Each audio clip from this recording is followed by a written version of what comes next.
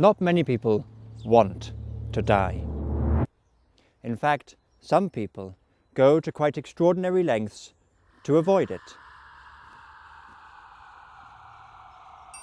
Since the beginning of human civilization, every culture has claimed some way of defying or defeating death.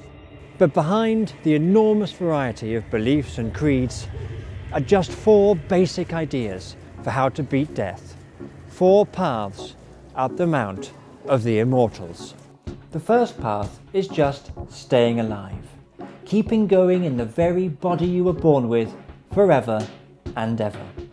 The first emperor of China, for example, believed he could do it if he swallowed his daily elixir, but instead it poisoned him at the age of 49. Now the biotech industry is trying to do what the first emperor's alchemists couldn't. And millions of people believe that if they swallow enough pills, they can just keep on jogging away from the Reaper. But those who think it unlikely they can avoid death's scythe can try the second path, resurrection. Although many of them don't know it, it's orthodox belief for Jews, Christians, and Muslims that when the last trumpet sounds, we will all do what Jesus did and physically rise from the grave. And there are modern equivalents too. You can have your corpse frozen, for example. Or perhaps soon upload your mind onto a computer so that it can one day be resurrected in a digitally enhanced body of the future. But for some people, resurrection is just too much like a bad zombie movie. They can instead choose the third, more spiritual path, living on through their soul. Billions of people around the world believe they have one.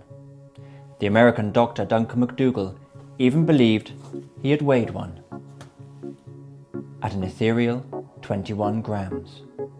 But modern scientists tend to be skeptical about free-floating spirits.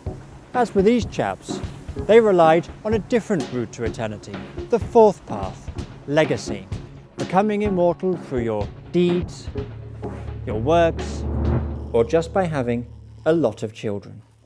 Take Genghis Khan, for example.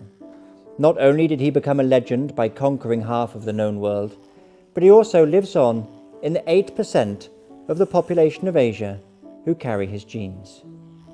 These 4 paths have shaped almost every aspect of our civilization. But today, with the insights of science, we are in a much better position than any of our ancestors to see where they really lead. Do any of them reach the summit of the immortals? What does it mean for our life if they do? Or if they don't? Well, that is what this book is about.